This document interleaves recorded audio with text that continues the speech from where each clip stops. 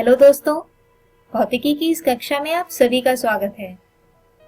दोस्तों, आज हम हमारे तीसरे अध्याय विद्युत धारा का दूसरा भाग समझेंगे और इस भाग में हम समझेंगे विद्युत धारा तथा धारा घनत्व को और इसके बाद ओम के नियम को।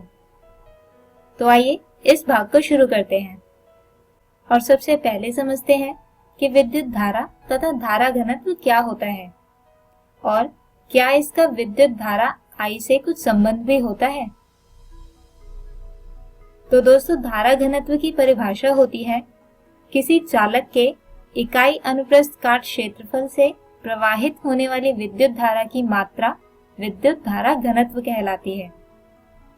इसे समझने के लिए हम यहाँ एक चालक की कल्पना करते हैं जिसमें ये वृत्त एक इकाई अनुप्रस्थ काट क्षेत्रफल को दर्शाता है।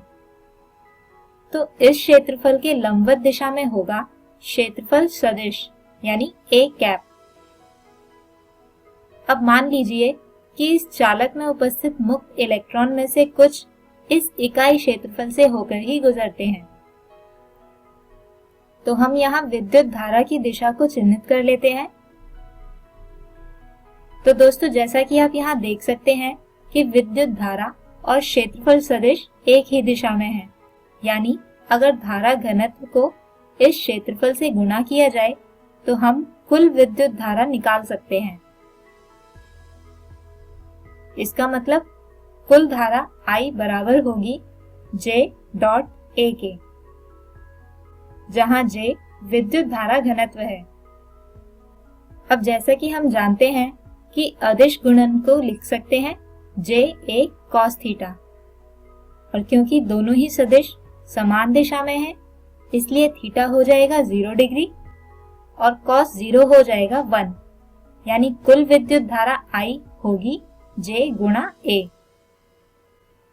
और अगर धारा घनत्व J को निकाला जाए तो वो होगा I बटे A, जैसा कि परिभाषित भी किया गया है। अब अगर इसके मात्रक पर ध्यान दें तो वो होगा एम्पियर प्रति मीटर स्क्वायर। एम्पियर धारा की वजह से और मीटर स्क्वायर क्षेत्रफल की वजह से। अब दोस्तों, जैसा कि हमने अपने पिछले वीडियो में देखा था कि विद्युत धारा I को संवहन वेग के रूप में लिखा जा सकता है, जबकि संवहन वेग Vd होता है E टाउ बटे m। तो अब इन दोनों ही व्यंजकों का उपयोग कर हम विद्युत धारा घनत्व J को लिख सकते हैं Ne ब्रैकेट E टाउ बटे m या Ne की घात 2 टाउ बटे m E। दोस्तों, यहाँ ब्रैकेट में लिखी राशियों को दर्शाया जाता है सिग्मा से, जो कहलाती है चालक की विशिष्ट चालकता, यानी धारा घनत्व J बराबर होता है सिग्मा E के।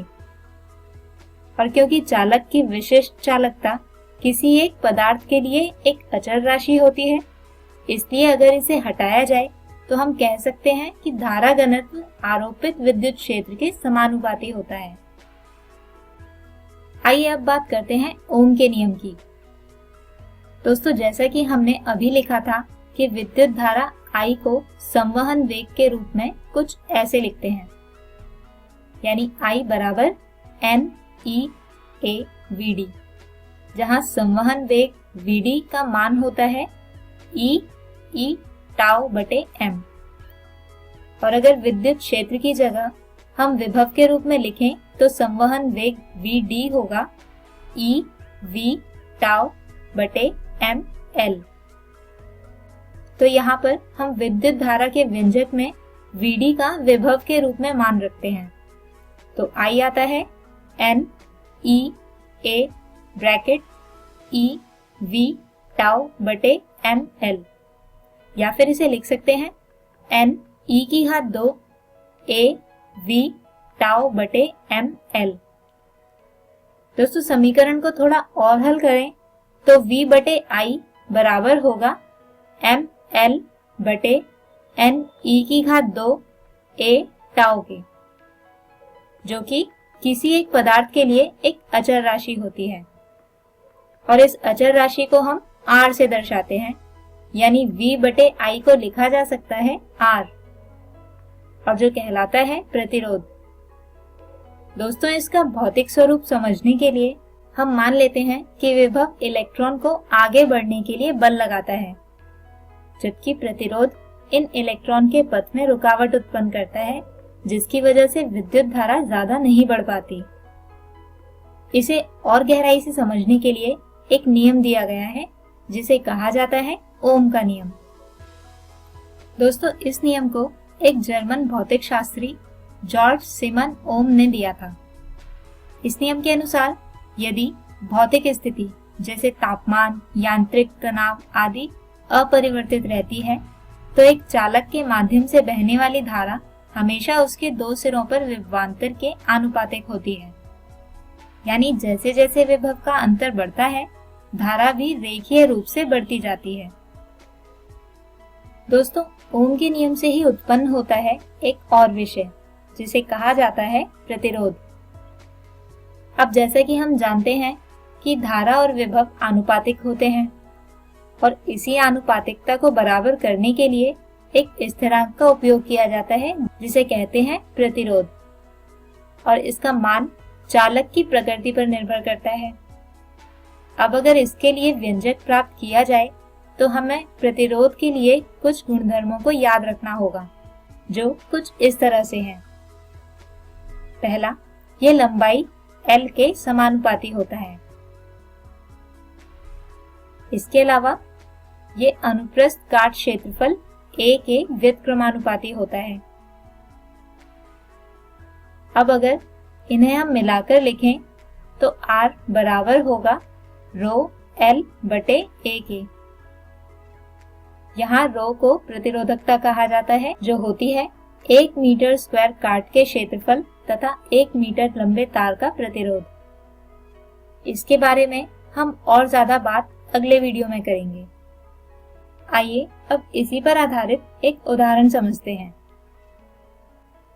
प्रश्न है, 100 ओम प्रतिरोध के एक चालक के दोनों सिरों के बीच 200 वोल्ट का विभवांतर बनाए रखा जाता है। 1 सेकंड में इसके माध्यम से बहने वाले कुल आवेश की गणना करें। तो दोस्तों, जैसा कि हमें प्रश्न में दिया गया है कि इस परिपथ में विभवांतर V बराबर है 200 वोल्ट के, जबकि प्रतिरोध R बराबर है 100 ओम के। अब जैसा कि हम ओम के नियम से लिख सकते हैं, विद्युत धारा I बराबर होगा V बटे R के। तो यहाँ पर V और R का मान रखने पर धारा I आती है 2 एम्पियर। अब जैसा कि हम जानते हैं कि विद्युत धारा I होती है Q बटे T, तो यहाँ से कुल आवेश को निकाला जा सकता है विद्युत धारा और समय को गुणा करके, यानी Q बराबर होगा 2 गुणा 1 यानी 2 कूलाम के। तो दोस्तों, हम उम्मीद करते हैं कि आपको आज का ये वीडियो समझ आया होगा।